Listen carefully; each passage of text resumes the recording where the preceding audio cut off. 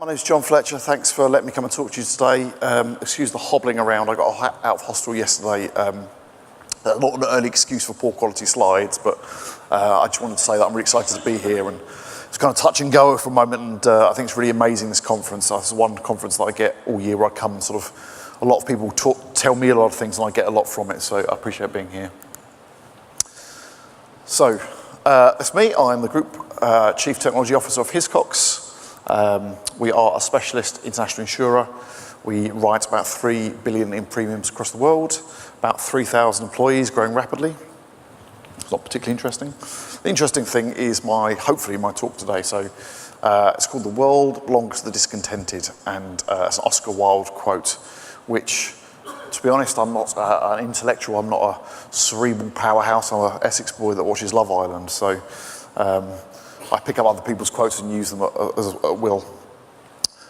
I first heard this actually when I joined Hiscox 6 years ago, and our CEO at the time said these words. I found it really interesting and really resonated with me that these guys that are on our exec often quote this. These are guys in their 50s. They probably shop at a different supermarket than I do, if you read between the lines. What is the thing that's getting them out of bed still at 4 in the morning, flying across the world, working really hard when they probably could retire several years ago? And it's that discontent and agitation that really inspires me and that I find really interesting. I think something's helped me with my own career path. Now today, this is my third year back at the DevOps Enterprise Summit.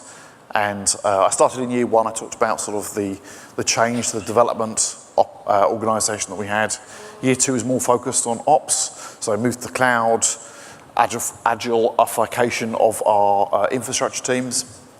And I said to Gene, I don't want to come back and just spout more of the same. What can I come back and talk about? So he said, why don't you talk about your career path, some of the challenges and sort of the opportunities you've had in your career and how you've got to the role that you're in, which I was a bit worried it wasn't going to become really a self-indulgent conversation where I talk about me for 30 minutes and I come to talk about philosophies, and I was a big worry that I end up talking like a certain individual. So hopefully the next 20 minutes doesn't go a little bit like this. Right, so would you like to tell me about your individual outlook on management? Sure. David Brent is refreshingly laid back for a man with such responsibility. Yeah, can you just answer in your own words and I'll work it up later. Yeah. Brent mused. There's a danger, right? I'm very worried, so just throw something at me if I get Brenty at you. Let's rewind the clock. I talked a little bit about my upbringing and sort of where I started. So when I started infant school, I was a bit naughty. I was a bit of a bully. I couldn't concentrate. I was a bit of a shit, to be honest. So my parents did the right thing. They sent me to a very traditional private school. There were 8 people in a class, which I was firmly at the bottom of that class. The role behind there really was to try and sort that naughtiness and to whip me into shape. And when I reached senior school, I got sent back to a normal state school. Unfortunately, when I arrived, I was perceived as the posh kid, even though I'm just an Essex boy, but I'd been to private school and everyone else knew each other, had their social groups formed, and I was kind of the odd one out. I can remember very distinctly the first month of coming back into school, when the teacher would walk in the room, I'd stand up to attention, as we all did in private school, and the other kids going, what the hell are you doing? I was never in the cool gang. There were all those pre-formed groups again. I was never the cool kid. Bit of a geek. I'm sure I'm in the right audience to be talking about becoming a geek. And my first crush, I can remember from 7, Sophie Miller, 7 years old to 16. She never even knew I existed, I don't think. And I always felt like it was the wrong side of the velvet rope. So you know when you're in a club or you get on a plane, in a club you see people sort of go to the VIP section, or you get on a plane, people turn left and you turn right. And you're like, why aren't I part of that lot? That really pained me for a long time. Which resulted in a couple of things. So first of all, like this desperate desire for acceptance and to be part of something. Also to show the world that I had some self-worth and I could contribute and I could do something meaningful. And I think for me, I became very self-analytical and self-critical, but I think probably in a good way. So I was always like, what can I do? What can I improve in to help me get into that club? How can I join this elite that I'm always excluded from? And always try to push myself forward. And that just general agitation and wanting to be ambitious and to move forward was actually set by a lot of those earlier things and those earlier crushes and earlier being excluded and sort of being on the outside. I'm missing a slide, never mind. Just so stepping back through my career, I just want to talk about some other jobs. So this isn't it, missing a slide, but my first job, I turned up at a media company, and it was an advertising agency. I was 21 out of university. It was in the dot-com boom days, so loads of money flying around. I used to turn up at 10. About 11, 12 o'clock, we used to go for beers. It lasted sort of 3-4 hours.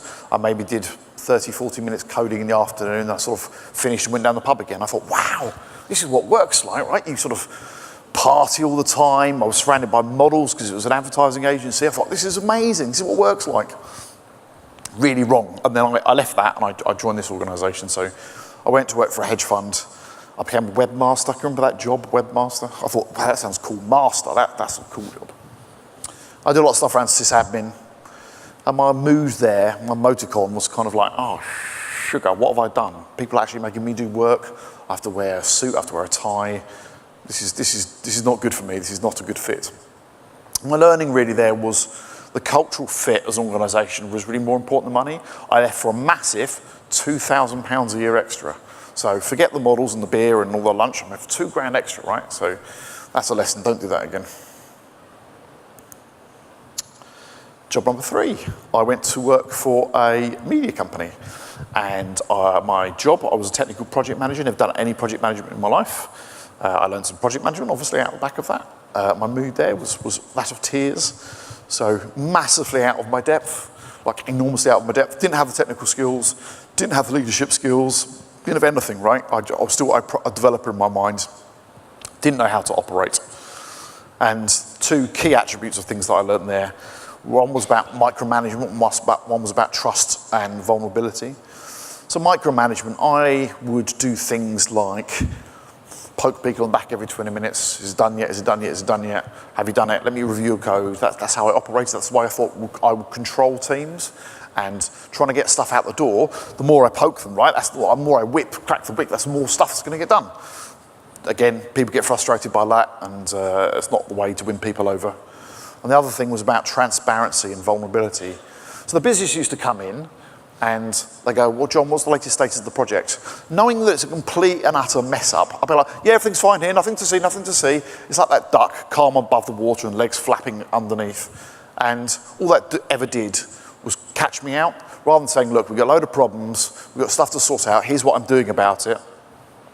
I would effectively, lie, really. So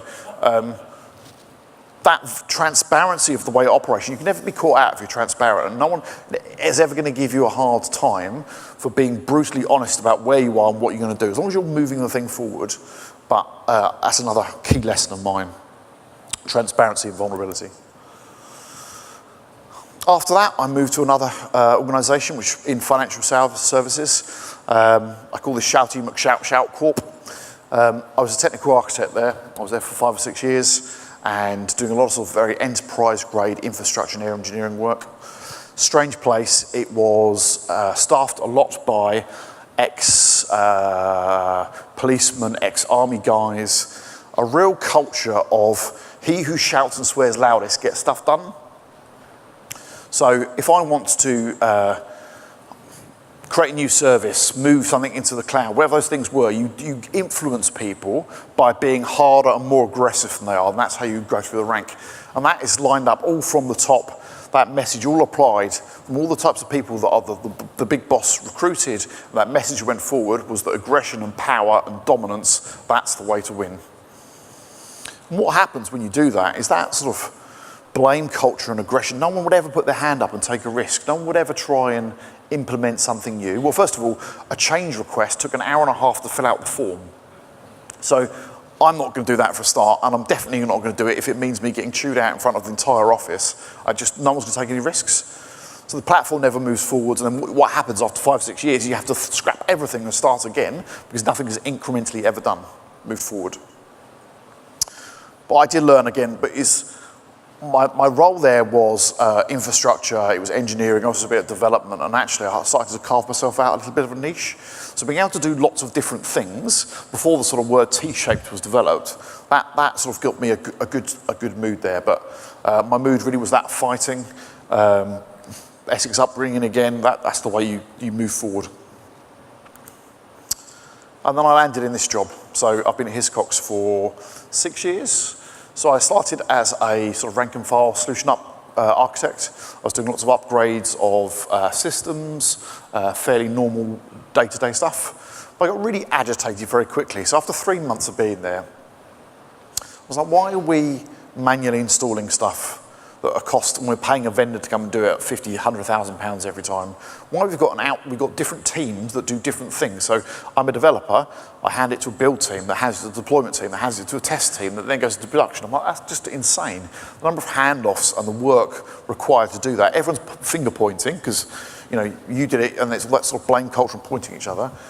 Didn't work. So I started very early on, sort of after 3 months, they're like, who's this idiot? Go back and do your day job. But trying to say to the head of architecture at the time and the CIO, there's this thing, right, it's called DevOps, and here's what it looks like, and it's something we could do, and we need to restructure our organization. And that was months and months and months of influencing and trying to get this thing moved forward.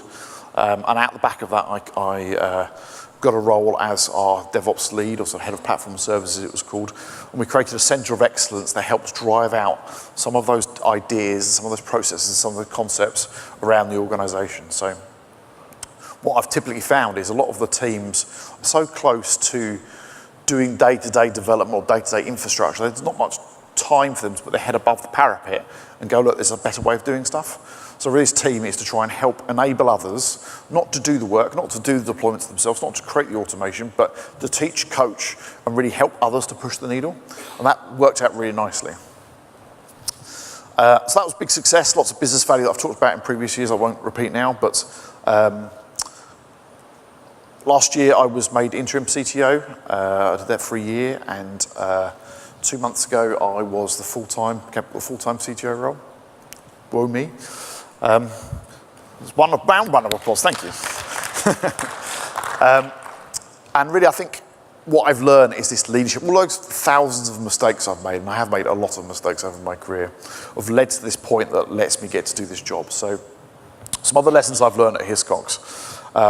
Again, back to my natural style, and I think something I really learned at Shouty McShout Corp was trying to influence people. What I typically do is I go, right, okay, I've got an idea. We're going to move our servers to the cloud. Someone will go, no, I don't think that's a good idea. I think we should move our servers to the cloud, would be my response. I just repeat the thing, same back in the same way, but louder, right? And trying to find plan B or C or D or E is kind of a skill that I'm developing or have improved on. But again, back to my natural style, it's about dominance and it's about pushing and being more aggressive, because that's what I had learned at Shouty Corp, right? That's how you influence change.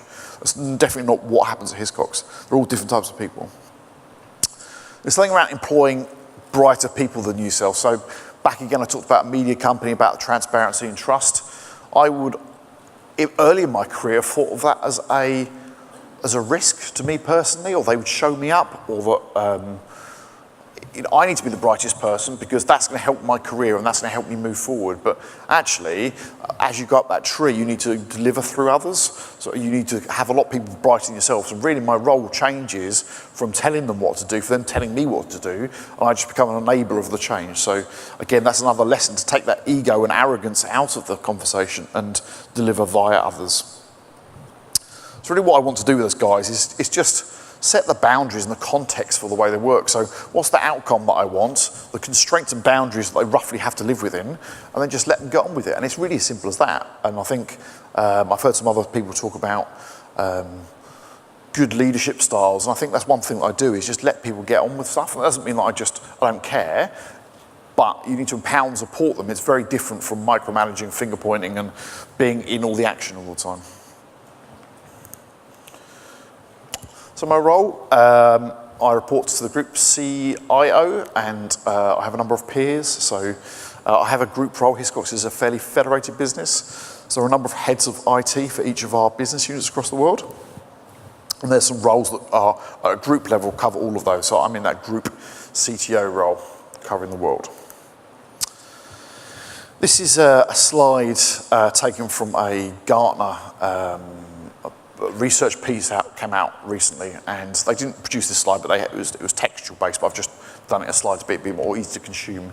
So there are lots of different types of CTO, and I think I'm a technology innovator type. So things that I commonly do are help govern technology use, I'd help define the IT strategy, some thought leadership, and that's kind of where we are now, and that's what the role needs to look like. In the future, I think that needs to shift left. So that'll be much more of a business-led innovation role. My ambition is to make that a board-level role and really help drive business strategy. And with digital, there's sort of a chance there really to get a seat at the top table and to help move that forward. The truth is, I think I may have reached my talent threshold, but I think I'm the right CTO for now, right CTO for tomorrow, may well be someone else, but let's see how I get on. So really my role is about three things. So monitoring external things that happen in the marketplace, particularly in business, and what's happened with fintech and insurance. It's the internally focused side, so how do we make IT deliver better, so agile, DevOps, all that kind of good stuff. And then the alignment of those two things to make sure that we're working the right things and we're doing it in the right way. So it really is a highly business visible role, both internally and externally. It's sort of mid to long term focus rather than short term focus that some of the heads of IT are looking at. And I want to switch that from being, at the moment it's probably 75% internal of IT focus and 25% business, to flip that on the head. So I'm doing more business than I'm IT. Again, that's going to evolve, it's going to evolve. Every company needs to have a different CTO and work in a different kind of way.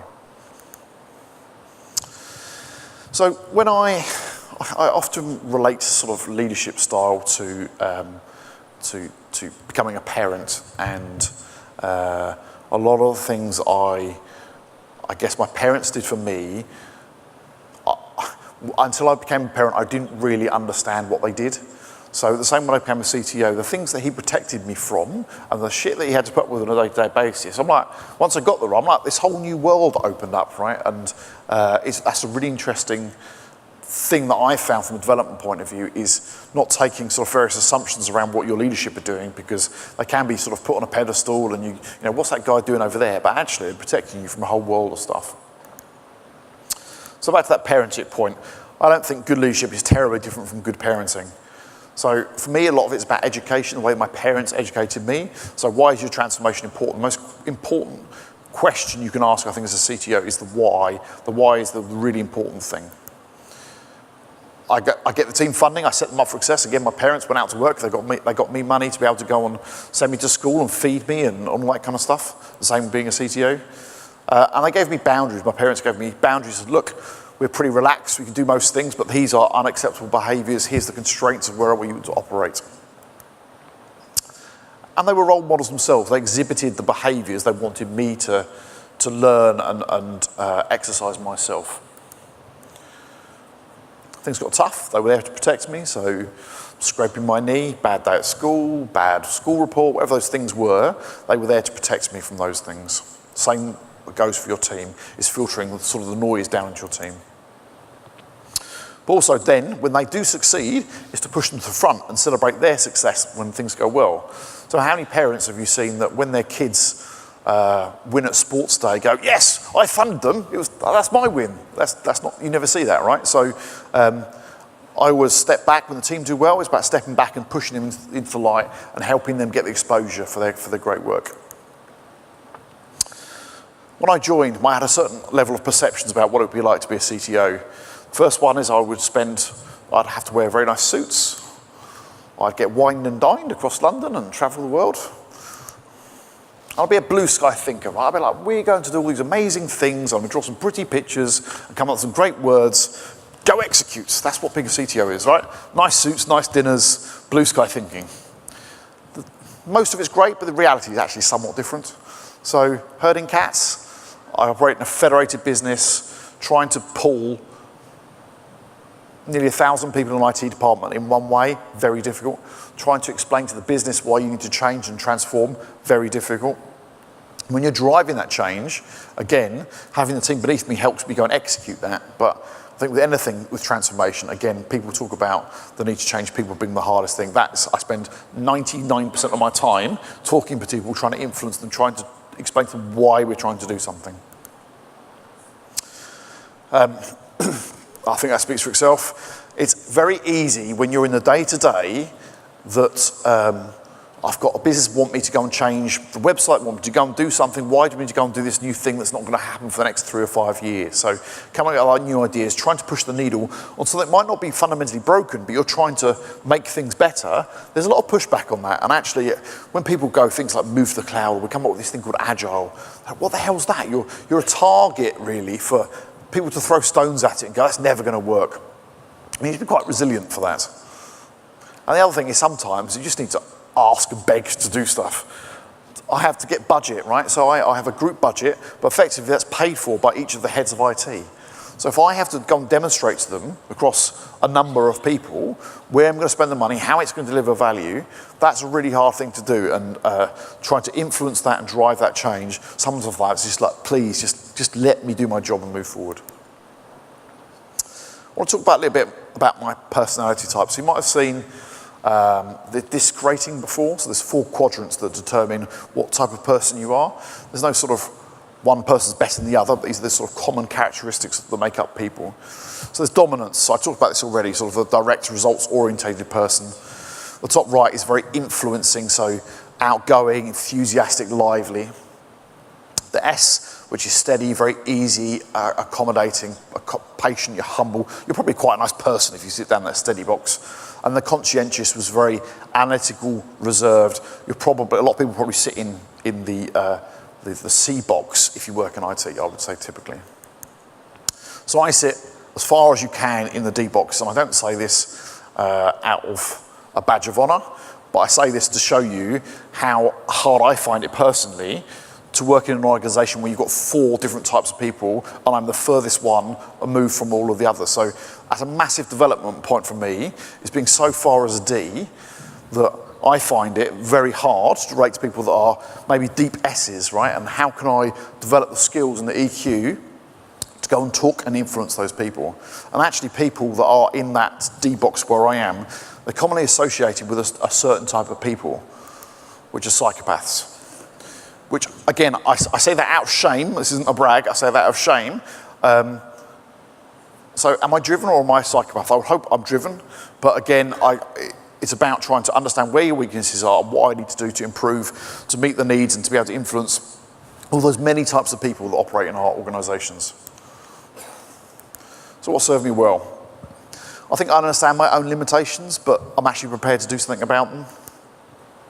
As I said, EQ is something I've had to develop over the years, and I surround myself with mentors, and basically I just copy behaviours that I like. So I see things that work well, and I'm like, that's going to work next time. Discontent. People talk about discontent and agitation, and we can always do better. That's very different from moaning. So there are a lot of discontented people, and then everyone's got an opinion about how things should be, but it's whether you can actually get up and do something about it, right? If you are in charge of your own destiny. And you need to put your head above the parapet. You're never going to move forward in your career if you accept the status quo and can't really drive change through. And you need to put your head above the parapet. And it's going to get beaten sometimes, but yeah, you have to be prepared for those beatings. My parents all said to me, the world is your oyster. I never really understood what that meant. And I think I do now. And that's, if you don't like something, you're empowered to do something about it. And I don't know who said the quote, but don't be a prisoner of fate. Don't wait for things to happen. I talked to a guy the other day in my team, was like, when am I going to get promoted? You need to grab opportunities and make things happen for yourselves, not just wait for them to come to you. And one thing I really like in the people I employ is that agitation, prepared to push all the time. And if you can't find a natural job, especially in IT, because nowadays, from going to developer to senior developer to this to that sort of linear career path, I think is on the way out as we become more T-shaped. That's a harder career path, so you need to go and forge your own career and find your own opportunities and push, right? No one's going to create that door, open that door for you. I should talk about technology very quickly, as we're at sort of an IT conference. The point of insurance is to help our customers get back on their feet when something really bad happens. So a lot of people judge insurance as a bit of a grudge purchase. Oh, it's that thing I legally have to go and buy and I don't really want to. But our job is to go and help people and help them get back on their feet. If the more that we can understand the risk and understand our catalysts better, the more that we can help people. I think that's really exciting. So I've been in IT for 20 odd years. I'm largely bored by technology, which sounds weird for a CTO to say, but I love the outcomes. I love helping people, and I love the business impact of some of the processes and technology that we're implementing. That's the thing that excites me. So last year, as an example, we had our chief underwriting officer come to us when all of the terrible floods in the US were happening. And he said, look, I want to reprocess all of our book to understand our exposure to the floods that are happening in Florida. That's 1 billion records to go and work out all of this data. To do it on premise would have taken about 8 months to process that.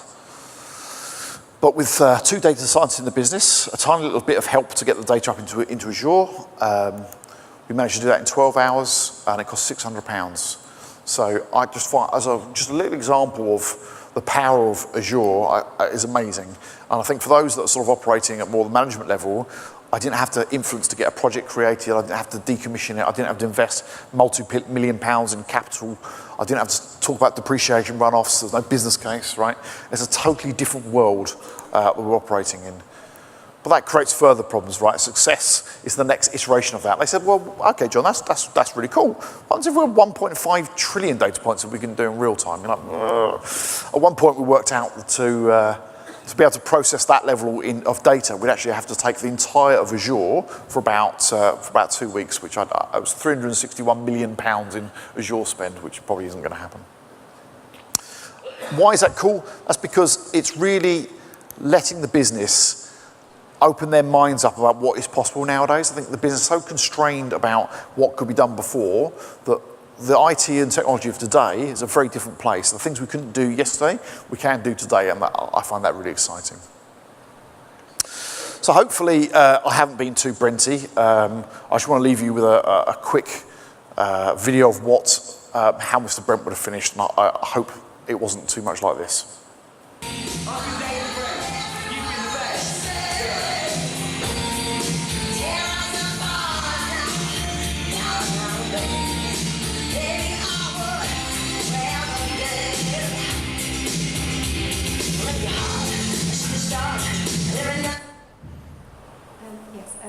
Our thanks to David.